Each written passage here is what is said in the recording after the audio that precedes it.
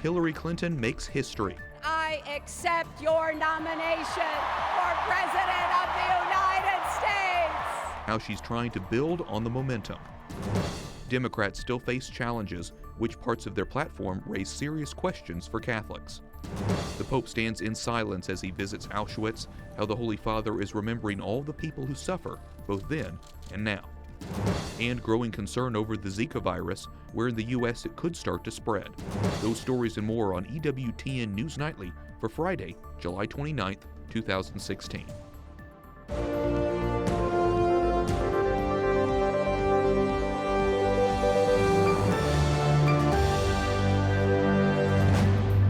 I can't think of an election that is more important, certainly in my lifetime.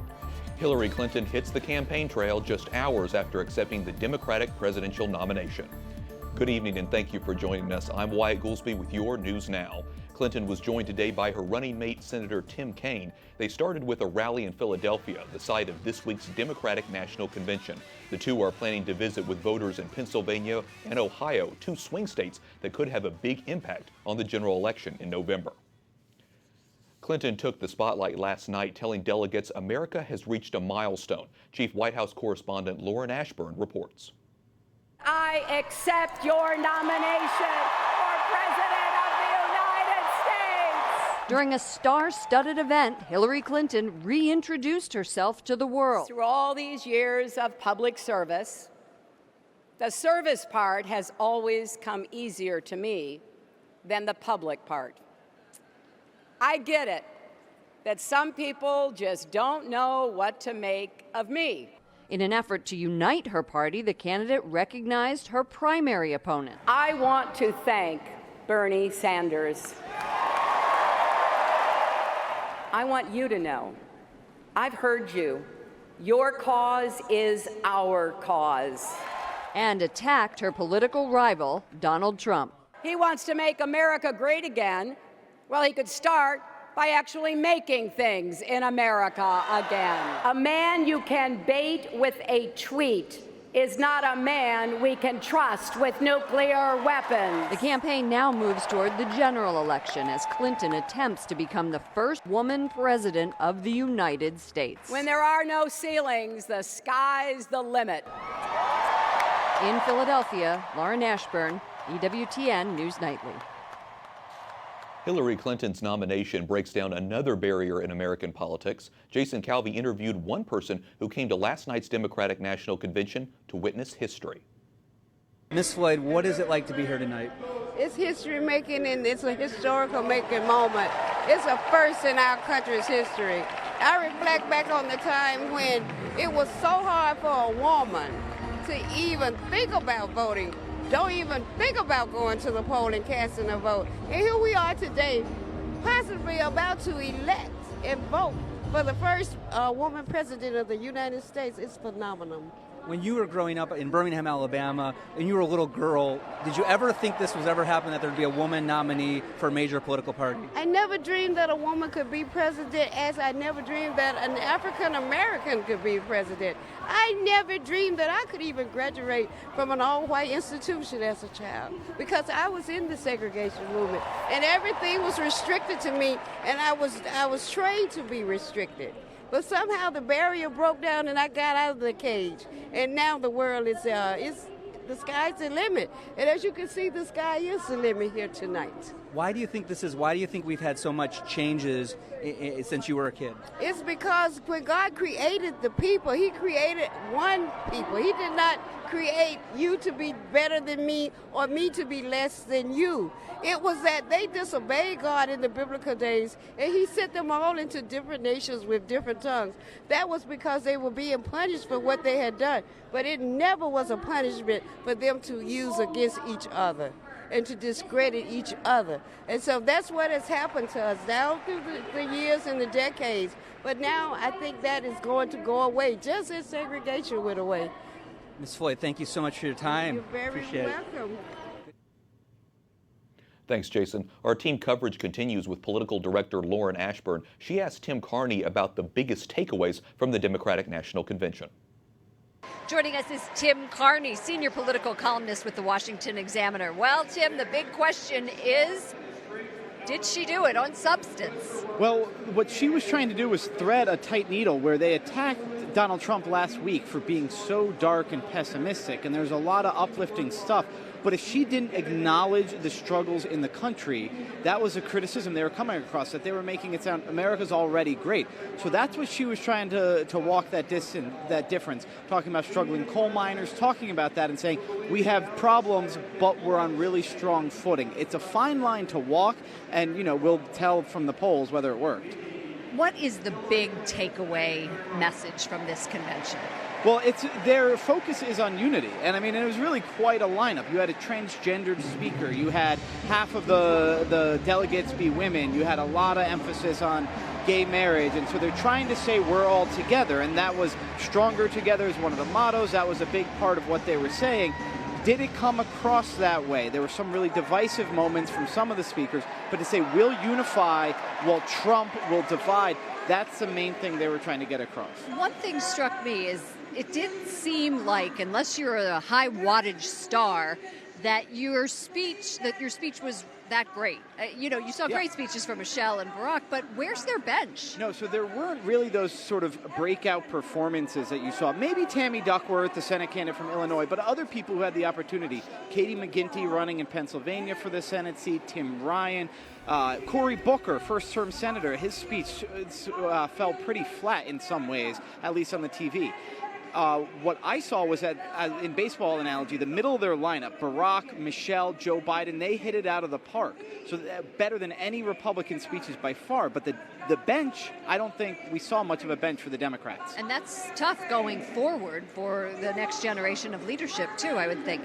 We spent the last 2 weeks at the political convention. Which one did a better job of unifying, which is what I think both parties are trying to do? Well, I think the Democrats did. There was still a lot of anti-Hillary anger, but what you had at the end was a lot of the Bernie people switched over. They picked up the Hillary signs. Not all of them, but it was a minority that didn't. On the Republican side, Ted Cruz inducing all those boos for saying vote your conscience, well, that really showed a party divided between people who hold tight to their conservatism and people who are going to follow the party. And that was at the end of the convention, and so they left, the Republicans left on that down note. Yeah, and so that really showed to me a schism in the party and the movement. Okay, great. Tim Carney, senior political columnist for the Washington Examiner. Thanks for joining us. Thanks, Lauren. Donald Trump says he's learning from his mistakes. He tells voters in Iowa losing the caucuses there provided a valuable lesson. And it wasn't your fault. It was my fault. It was my fault because I did things that were not good, but I learned. It's called you have to learn, right? I never did it before. I never did this. Who ever thought I was going to be doing this, right? Trump is taking his campaign to Colorado today, which is considered another swing state.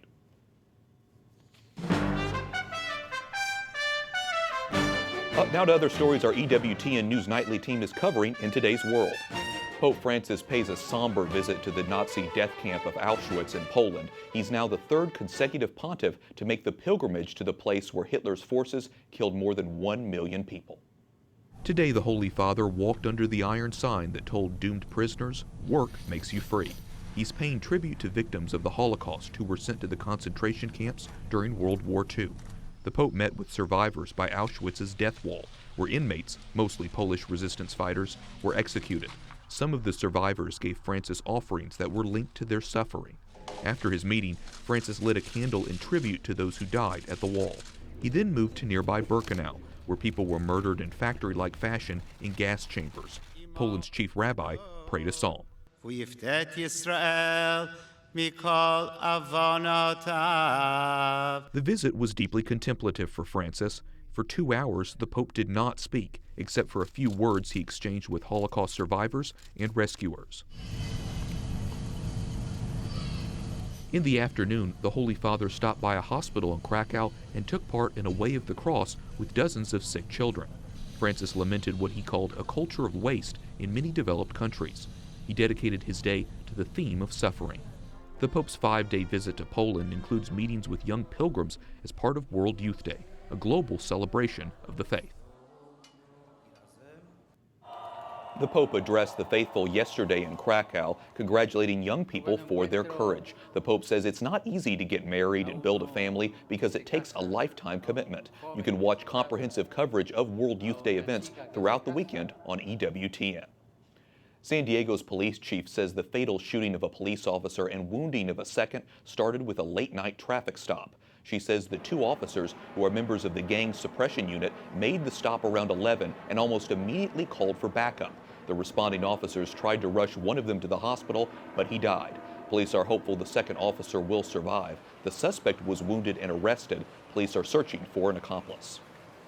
Florida's governor says his state likely has the first cases of the Zika virus transmitted by mosquitoes on the U.S. mainland. Governor Rick Scott says no mosquitoes in Florida have tested positive, but he says 4 people in the state likely contracted the virus through mosquito bites. More than 1,600 Zika infections have been reported in the U.S., but these Florida patients would be the first not linked to travel outside the U.S.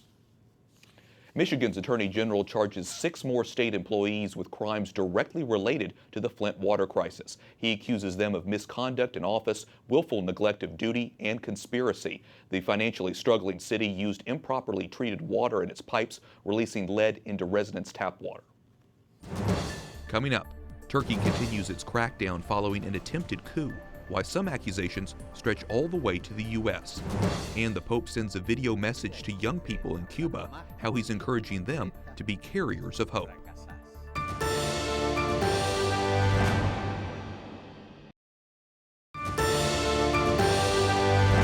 Y luego poder hacerlo vivo en las propias vidas de ustedes. Pope Francis sends a message to young people in Cuba, meeting in conjunction with World Youth Day. The Holy Father says Cubans should unite to be carriers of hope and builders of bridges. The main event for World Youth Day takes place in Poland, but over 1,000 Cuban Catholics are holding their own event. Many of them could not afford the trip to Krakow. Francis tells them they should dream big. Thank you for joining us this evening. I'm Wyatt Goolsby. 21 Turkish journalists make their first court appearance today. They were detained as part of a sweeping crackdown following Turkey's failed military coup. Police have issued warrants for 89 journalists since the coup attempt 2 weeks ago. Tens of thousands of police, judges, and teachers have been suspended or placed under investigation. The crackdown is targeting Turks with ties to U.S.-based Muslim cleric Fethullah Gulen. Turkish President Tayyip Erdogan accuses him of masterminding the plot. I spoke this week with the president of the Washington-based Rumi Forum, a group that supports Gulen. I think he's the go-to scapegoat. The concept of creating fear, unfortunately, it's a tool used in politics, the concept of wedge politics, polarizing communities in the hope that you would amass the greater support. And he's done that very astutely in creating hate around both the individual, Fethullah Gulen, and the movement. Of course, the movement and Gulen himself espouses the virtues of democracy. He's been doing this for decades. Supporters of Gulen insist they have no connection to the attempted coup and do not support the violence. President Erdogan is demanding the U.S. extradite Gulen, who now lives in Pennsylvania.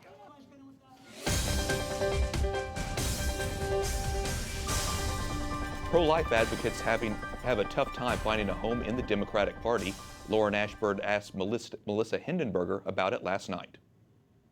Joining us now is Melinda Henenberger, editor-in-chief of Roll Call. You just wrote a piece talking about pro-life Democrats. Last night, Elise Hogue, president of NARAL, said that the dirty little secret of the pro-lifers is that what really bothers them is the empowerment of women. In all of your interviews with pro-lifers here, and there are several of them, is that true? They really do not resemble that remark in any way. These were people, men and women, who work so hard for social justice, who work for all kinds of programs for families and for women that make it more possible for women who are in a crisis pregnancy to be able to make that decision to keep their child. So when you talk to a lot of young women who are really working hard for the pro-life cause, they're focused on the family and women at every stage. But isn't life the most important issue? Why aren't they going to the Republican Party where life is accepted? Well, you know, the Democrats don't seem to believe that the 1 in 3 Democrats who identifies as pro-life even exist. So that's a good question. And the argument of the Democratic Party is if these people were going to leave, they would have left already. And if they were going to vote on this issue, they would already be Republicans. Aren't we worried, or aren't the Democrats worried about down-ballot races and turning off people? That is really the argument of these pro-life Democrats, that when you look at all the state houses, all the seats in state legislatures, all the Senate and House seats that have been lost, particularly in the Midwest and South, where life is a big issue, then these pro-life Democrats wonder when their party is going to allow them more of a seat at a table and allow them to help them win them back, as they see it, to be able to help the family in a fuller way. But in reality, that ain't going to happen. They, for right now, are certainly being told thanks, but no thanks. Up next, War on Terror, why one Republican lawmaker doesn't think it's getting enough attention. And she's only 102 years old. Meet a special Democratic delegate.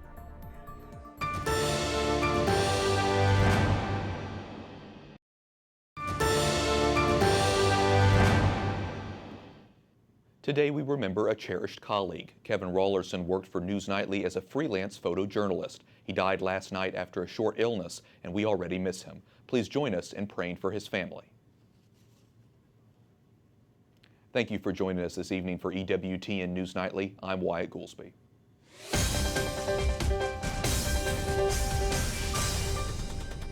Compared to last week's Republican National Convention, the topic of terrorism was brought up noticeably less at the DNC. Lauren Ashburn sat down with Republican Representative Mike Fitzpatrick to get his reaction to the convention happening in his home state. Joining me now is Representative Mike Fitzpatrick from Pennsylvania, actually close to my hometown. Bucks County for you, Berks County for me. Bucks and Berks, yeah, right, next to each other. You also chair the task force to investigate terrorism financing. Did this week's speeches address the real threat of terror here? I don't think so. I mean, I attended both conventions. I went to Cleveland, obviously here in the city of Philadelphia. There was more of an emphasis on law enforcement, local law enforcement, national law enforcement, and international terrorism and our appropriate preparation for and response to it in Cleveland. Not so much in the city of Philadelphia. Why not here? Why? Well, I think it's a reflection of the priorities of the platforms of the committees. There was, much more discussion in day one of the convention in Cleveland. Cleveland, it was they were right on law enforcement, right. pro law enforcement. But day one here in the city of Philadelphia was very, very progressive speeches from Michelle Obama, from of course Bernie Sanders, bragging about that they have just adopted the most progressive platform in the history of the country for the Democrat Party. How those things are paid for remains to be seen. But while it may have played well here in the convention hall, I'm not sure that kind of a message that leaves out an addressing on international terror or law enforcement issues, I'm not sure that plays well in the living rooms throughout Commonwealth of Pennsylvania and the country. We have 100 days. In the general election, we're right up against it. What is the Republican Party offering to choke off terrorist financing? Well, what needs to happen? I'm a chairman of a task force in the House of Representatives to investigate terrorism finance. There are many ways to get after terrorism. They're all important. Diplomatic means, mixed, chance of success, sure, as we've seen historically. The military option, which should be the last option, but following the money and stopping the flow of money to these international terrorist organizations. If you could stop the money to terrorists is like oxygen to a human being. Without it, they can't survive, they can't thrive, they can't recruit or train or equip the terrorists. Or pay their soldiers. In the Obama administration, I sit in the briefing room at the White House most days, and they are touting the fact that is what they are doing. And there's, to a certain extent, they're working on it, and our task force has been reaching out to work with the Department of Treasury, where the Financial Crimes Enforcement Network exists. But in terms of the message of the conventions, here has been a very progressive message, but I think they've missed the opportunity to talk about economic opportunity and jobs on the one hand, and protecting the homeland. I think those are the two most critical issues in this 2016 presidential election, and I think that the Democrat National Committee has they were disorganized coming into the convention. They had the resignation of the chairman on day one. They had just defections and people were walking out with respect to the Bernie Sanders candidacy. But they never really got to the core message that I think most Americans are waiting to hear. And I think that the presidential candidate who addresses the issues the American people care about will be the one who wins. Very good. Representative Mike Fitzpatrick, Republican from Pennsylvania, from Bucks County. Very nice to have you on the program. Thank you. Social media plays a big part in modern politics. It provides an instant look at what and who people are talking about most. Catherine Zeltner shows us the political trends. Katie Harbath is the director of global elections for Facebook. Katie, let's talk about the conversation on Facebook. What are we seeing at the DNC? So we're seeing a lot of conversation again about the candidates and the speeches that have been happening. For Wednesday night, there's been 12 million people talking about the convention and the candidates, having over 44 million likes, posts, comments, and shares. And when we look at Secretary Clinton and you look at the timeline, you're seeing a definite spike upward as the convention has started. How does this compare to the RNC? Is it pretty similar? It's very similar to the conversation we were seeing at the RNC. Night to night, there's a lot of people talking about both the candidates and the issues. And what's interesting this week, too, is they're talking about the DNC, but also they're still talking about Donald Trump and the press conferences he's been having. Right, so let's take a look at these numbers. What do they tell us? It looks like mostly female, is that right? Yeah, it's still mostly female that are talking about Secretary Clinton, still 25 to 34. And there's just more people talking about it as they're tuning in and they're watching the convention, whether it's on TV or through like Facebook Lives. Excellent. And what about issues? What are the issues that are at hand? So the issues have stayed pretty much the same over the last, what we've seen over the last week. Still talking about some of the events that happened before the conventions. The conventions happened. And so crime and criminal justice, government ethics still remain at the top. I think something of interest for our viewers is religion. Can we take a look at that? Absolutely. So when looking at this again, it's over the last 30 days. 56% of the conversation is from females. It is slightly older, about 45 to 64-year-olds are the ones talking about it. And I see there's been quite a spike up there. When did that happen? So it looks like it happened around over the weekend when Secretary Clinton picked Senator Kaine, to be her vice presidential pick. And he has been talking about faith a lot. So we think that might be part of the reason that more people are talking about religion. That makes sense. Well, we'll continue to look at these trends. Katie Harbath, thank you so much. Thank you. Thanks, Catherine. One person at this week's Democratic National Convention is a unique witness to history. We spotted Jerry Emmett in the convention hall last night. She is 102 years old. Emmett was born before women gained the right to vote in America. Now she sees a woman at the top of the presidential ticket. Emmett spoke to CNN earlier this week. I was 8 years old when 8 or 9 years old when my mother first got to vote. And it was in a little town of Gilbert, Arizona, when they were voting for the women to get the vote. Men and women were cheering and clapping their hands. Emmett is the honorary chair of the Arizona Democratic delegation. She served as the state spokesperson when it was time to announce the roll call vote earlier this week. Emmett is legally blind and doesn't hear very well, but she still walks about a mile a day and bakes pies. And it's good to see her in good spirits. We thank you for watching tonight. For the entire EWTN News Nightly team, I'm Wyatt Goolsby. We leave you tonight with the celebration at the end of the Democratic National Convention in Philadelphia. It capped off a 2-week political parade, beginning with the Republican National Convention in Cleveland. Good night, and God bless.